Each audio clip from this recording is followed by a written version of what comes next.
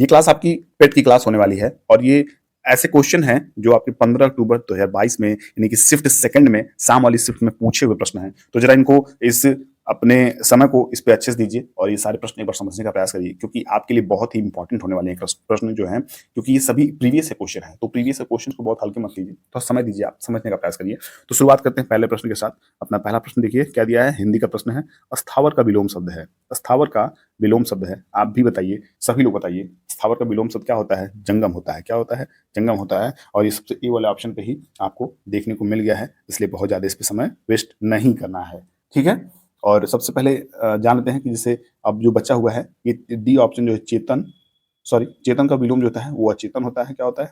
चेतन का विलोम अचेतन या जड़, और चंचल का विलोम जो होता है स्थिर होता है। क्या होता है? चंचल का विलोम स्थिर होता है। सचल का आप इसको अचल भी कर सकते हैं। ठीक है। और चंचल का आप गंभीर भी कर सकते हैं। ठीक है। और चेतन का आप अचेतन कर सकते हैं। तो इस तरह आपके पहले प्रश्न जो है हम देखें। और दूसरे प्रश्न करने से पहले मैं आप सभी से कहना चाहूंगा, जो भी चैनल पर नए हो या पहली बार आए हो वो चैनल को सब्सक्राइब किए बिना बिल्कुल ना जाएं और साथ ही साथ बेल आइकन प्रेस करें ताकि उनको कोई भी क्लास अगर यहाँ से दी जाए तो वो अच्छे से उस क्लास को अपने टाइम टू टाइम पढ़ सकें, समझ सकें। दूसरा प्रश्न जो दिया है, बिल्ली को पहले ही दिन मार देना चाहिए का अर्थ है। बिल्ली को पहले ही दिन मार देना चाहिए, इसका क्या अर्थ है? आप सभी इसका आंसर करिए। मैं इसलिए पूछता हूँ कि देखता हूँ कि क्या आपकी तैयारी कितनी है। अगर आप ऐसे क्वेश्चन कर रहे हैं उससे पहले आप आंसर कर ले रहे हैं, इट मीन्स आप एक अच्छे स्टूडेंट हैं। तो चलिए पहला देखिए, ऑप्शन दिया है कि रॉ पहले ही दिन पड़ता है बाद में नहीं। ये सही ऑप्शन नहीं है। बी की बात करें, भय का शमन शुरू में ही कर देना चाहिए, एकदम ये राइट ऑप्शन है। भय का शमन शुरू में कर देना चाहिए। और देखिए सी की बात करें तो जिस व्यक्ति के आश्रय में रहना उसी को हानि पहुंचाना, ये दूसरा हो जाएगा। बुरा समय आते ही सचेत हो जाना, ये भी आपका दूसरा हो जाएगा। तो जो बी ऑप्शन है आपका ये राइट हो जाएगा। तीसरे प्रश्न की बात करें तो तीसरा प्रश्न दिया है कि स्वल्प, स्वल्प समझिएगा, स्वल्प का संधि विच्छेद क्या है? स्वल्प का संधि विच्छेद हमें बताना है। तो आप सभी बताइए, स्वल्प का संधि विच्छेद जो होता है वो सु और प्लस अल्प से बनता है। मैं आपको फिर बार बार कह रहा हूं कि जरा विच्छेद करके पढ़ने का प्रयास करिए। सु प्लस अल्प आपको कहीं दिखे तो उसको आप टिक करिए और वही आपका राइट ऑप्शन हो जाएगा। सु प्लस अल्प जो है आपका राइट ऑप्शन है। अगले प्रश्न की बात करें तो चौथा प्रश्न आपका दिया है और चौथा प्रश्न बहुत ही अच्छा है, बहुत ही शानदार है, अपने आप में दम रखता है, तो जरूर इसे करिए। इति और इति, समझिएगा यहाँ दो इति इति है, एक इति ये है, एक इति ये का सही अर्थ भेद है। तो एक इति का सेंस बताइए और एक इति का सेंस, दोनों का बताइए। और इससे आपकी मतलब एक जो पढ़ाई है उसका एक जांच भी हो रहा है कि कितना आपको जानकारी है। तो देखिए इति मतलब होता है, अगर हम सही बात करें तो इति मतलब होता है समाप्ति। क्या होता है? इति। आप जब मैथ पहले पढ़ते होंगे तो लिखते होंगे इति सिद्धम। क्या होता है? इति सिद्धम, लास्ट में आप लिखते थे ना, तो इति सिद्धम। आप इति, उस इति सिद्धम में से अगर इति का सेंस निकालेंगे तो आप लास्ट में लिखते थे। कहाँ लिखते हैं? जब आप एलएचएस, एलएचएस बराबर जब आरएचएस आप करते थे तो वहां पे आप इति सिद्धम लिखते थे। क्या लिखते हैं? इति सिद्धम आप हमेशा लिखते थे। तो इसको याद रखिएगा, इति सिद्धम अगर आप लिखते थे तो इति सिद्धम लास्ट में आप लिखते थे। क्या लिखते थे? लास्ट में आप लिखते थे। तो लास्ट में लिखने के वजह से इति का सेंस समाप्ति हो गया। और इस इति जो ये वाला इति है इसका सेंस होता है विघ्न। क्या होता है? विघ्न होता है। तो इसका जो बी ऑप्शन है आपका ये सही हो जाएगा। थोड़ा इसको आप जो है इसको आप समझने का प्रयास करिएगा, जब आप मैथ पढ़ते होंगे तो जरूर ऐसे करते होंगे, तो इसलिए मैं इससे रिलेट करके पढ़ाया हूँ। बात करें पांचवें प्रश्न की तो पांचवा प्रश्न आपका दिया है कि ईश्वर में विश्वास रखने वाला, ईश्वर में विश्वास रखने वाला इस शब्द का समूह का एक शब्द बताइए। ईश्वर में विश्वास रखने वाला इस शब्द समूह का एक शब्द बताइए। तो ईश्वर में विश्वास कौन रखता है? जो नास्तिक नहीं होते हैं। क्या होते हैं? जो नास्तिक नहीं होते हैं वो ईश्वर में विश्वास रखते हैं। इट मीन्स जो विश्वास रखते हैं वो आस्तिक होते हैं। क्या होते हैं? वो आस्तिक होते हैं। भक्त उनकी भक्ति करने वाले होते हैं। श्रद्धावान जिनके मन में श्रद्धा होती है। और नास्तिक जो ईश्वर में विश्वास नहीं रखते हैं, जिनका मानना होता है कि ईश्वर इस दुनिया में नहीं है, इस संसार में नहीं है, वो नास्तिक कहे जाते हैं।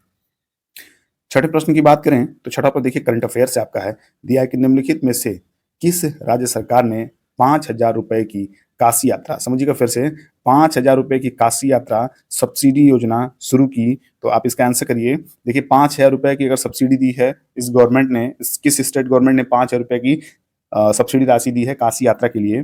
तो ए है इनमें से कोई नहीं, और बी है आपका तमिलनाडु, सी है कर्नाटक और डी है केरल। तो इसका सही उत्तर आप सभी बताइए। इसमें से जो आपका जो कर्नाटक है ये आपका राइट ऑप्शन है। जो कर्नाटक गवर्नमेंट है उन्होंने 5,000 रुपये काशी यात्रा के लिए सब्सिडी के तौर पे अपना जो रूल है उसको बनाया था कि जो भी काशी यात्रा करेगा उसको सब्सिडी के तौर पे 5,000 रुपये दिया जाएगा। देखिए वहाँ जो धर्म को है कितना बढ़ावा दिया जा रहा है, कितनी अच्छी बात है वहाँ पे।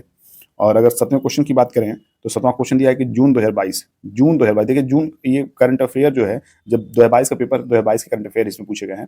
जून 2022 में भारत ने निम्नलिखित में से किस देश के साथ, समझिएगा, जून 2022 में भारत ने निम्नलिखित में से किस देश के साथ कॉमनवेल्थ डिप्लोमेटिक एकेडमी प्रोग्राम की घोषणा की है। किस देश के साथ की है? तो ए है फ्रांस, बी है ऑस्ट्रेलिया, सी है यूके और डी है इटली। तो इसका सही ऑप्शन आप बताइए। जो यूके है यानी कि यूनाइटेड किंगडम, इट मीन्स आप ब्रिटेन भी कह सकते हैं, ठीक है, ब्रिटेन कह सकते हैं, जिसको आप पहले समय में हम लंदन के निवासी भी कहते थे। तो UK it means United kingdom, आप ब्रिटेन कह सकते हैं। तो इसका जो सही आंसर हो जाएगा वो सी हो जाएगा, यूके। अब 8वें प्रश्न की बात करें तो 8वां प्रश्न आपका दिया है, पहले स्पेस दिया है, खाली स्थान, यहाँ पे क्या भरा जाएगा? किस कंपनी ने, अभी जो ऑप्शन आपके दिए हैं 4 ऑप्शन, इस ऑप्शन में से पूछा किस कंपनी ने आईएएफ के हेलीकॉप्टरों के लिए हेलीकॉप्टरों के लिए एडीएस की आपूर्ति हेतु बेलारूसी कंपनी और उसकी सहाय कंपनी के साथ एक समझौता ज्ञापन पर हस्ताक्षर किए। किस कंपनी ने किए हैं? तो पहला है हिंदुस्तान एरोनॉटिक लिमिटेड। इस प्रश्न को थोड़ा ध्यान से पढ़िएगा क्योंकि ये प्रश्न आपसे पूछा जा सकता है। हिंदुस्तान एरोनॉटिक्स लिमिटेड, बी है इंजीनियर्स इंडिया लिमिटेड, सी है भारत डायनेमिक्स और डी है भारत इलेक्ट्रॉनिक्स लिमिटेड। तो क्या सही है? आप इसका सही उत्तर आप भी करिए अगर आपको पता है तो, बाकी जो है मैं आपको तो बताऊंगा ही। तो डी ऑप्शन जो है आपका इसका सही ऑप्शन हो जाएगा भारत इलेक्ट्रॉनिक्स लिमिटेड। क्या हो जाएगा? Bharat electronics limited. इससे जुड़ी जो कुछ बात है उसको फिर से समझते हैं। जून 2022 में भारत सरकार के स्वामित्व यानी कि जिसपे उनका हक है, अधिकार है, एयरोस्पेस एवं रक्षा इलेक्ट्रॉनिक्स कंपनी जिसको भारत इलेक्ट्रॉनिक्स लिमिटेड ने भारतीय वायुसेना यानी कि आईएएफ इंडियन एयरफोर्स के हेलीकॉप्टरों के लिए एयरबोर्न डिफेंस सूट एडीएस, जिसको आप यहाँ पे देखिए एडीएस आपने पढ़ा, एयरबोर्न डिफेंस सूट और यहाँ पे आईएएफ सिंस इंडियन एयरफोर्स। तो एडीएस की आपूर्ति के लिए बेलारूस की डिफेंस इनिशिएटिव्स कंपनी तथा defence initiative arrow private limited India defence initiative Belarus की सहायक कंपनी के साथ समझौता ज्ञापन पर हस्ताक्षर किया। तो किसने किया? भारत इलेक्ट्रॉनिक्स लिमिटेड ने किया। 9वें प्रश्न की बात करें तो 9वां प्रश्न आपका है, बहुत ही शानदार ये प्रश्न है कि निम्नलिखित में से किस भारतीय, 9वां प्रश्न दिया है कि निम्नलिखित में से किस भारतीय राज्य ने नारी को नमन, ध्यान देखिएगा यहाँ से इन्वर्टेड कामा है और यहाँ तक है, किस राज्य ने नारी को नमन नाम से एक नई योजना शुरू की है? तो ए है आपका उड़ीसा, बी है पंजाब, सी हिमाचल प्रदेश और डी है उत्तर प्रदेश। तो इसका सही आंसर हो जाएगा वो हो जाएगा सी हिमाचल प्रदेश। 30 जून 2022, देखिएगा 30 जून 2022 को हिमाचल प्रदेश सरकार ने नारी को नमन नामक नाम से एक योजना शुरू की है, जिसको इसमें प्रश्न पूछा गया था। 10वें प्रश्न की बात करें तो 10वां प्रश्न आपका दिया है कि प्रधानमंत्री नरेंद्र मोदी ने निम्नलिखित में से किस जिले में डॉक्टर संपूर्णानंद स्पोर्ट्स स्टेडियम में एक कार्यक्रम में 1800 करोड़ रुपए की योजनाओं का उद्घाटन और शिलान्यास किया? तो ए है आपका वाराणसी, बी है मेरठ, सी है कानपुर नगर और डी है लखनऊ। इस प्रश्न को जरूर आपसे पूछा जाएगा, इस बात को याद रखिएगा आप। तो आप हमेशा और हमेशा टिक करेंगे वाराणसी को। 7 जुलाई 2022 को क्या डेट रखिएगा? 7 जुलाई 2022 को प्रधानमंत्री नरेंद्र मोदी ने वाराणसी जिले में स्थित डॉक्टर संपूर्णानंद स्पोर्ट्स स्टेडियम में 1800 करोड़ रुपए से अधिक की विभिन्न योजनाओं का उद्घाटन एवं शिलान्यास किया। तो इसको समझिएगा, इस प्रश्न को, ये इसकी जो महत्ता है इसको समझिएगा।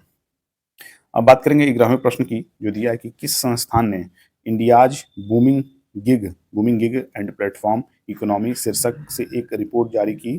तो ए है विश्व बैंक, बी है अंतर्राष्ट्रीय श्रम संगठन, सी है अंतर्राष्ट्रीय मुद्रा कोष और डी है नीति आयोग। तो इसका जो सही ऑप्शन जाएगा वो हो जाएगा नीति आयोग। क्या है? नीति आयोग। और 1 जनवरी 2015 में इस योजना आयोग को नीति आयोग बदल दिया गया था। योजना आयोग इसको नीति आयोग में बदल दिया गया था। तो याद रखिएगा, ऐसे प्रश्न आपसे पूछे जा सकते हैं, कब बदला गया था? तो 1 जनवरी 2015 को। तो ऐसे प्रश्न भी आपके सामने आएंगे। तो ये 11 प्रश्न ही है, आगे जो बचे हुए प्रश्न उनको मैं 2-3 पार्ट में करा दूंगा। मैं छोटा वीडियो इसलिए बनाता हूँ ताकि आपको बोर ना हो, आपको बहुत ज़्यादा बोरिंग ना फील हो क्लास में। तो कैसा रहा ये क्लास, कैसा रहा ये प्रश्न, आप जरूर कमेंट करके बताइए। आप क्लास को लाइक करिएगा ताकि मुझे भी एक अप्रिशिएशन मिले आपसे। तो मिलते हैं अगले सेशन में, तब तक के लिए आपको शुभकामनाएं मेरी खूब ढेर सारी। पढ़ते रहिए, मस्त रहिए, स्वस्थ रहिए। Bye bye, take care.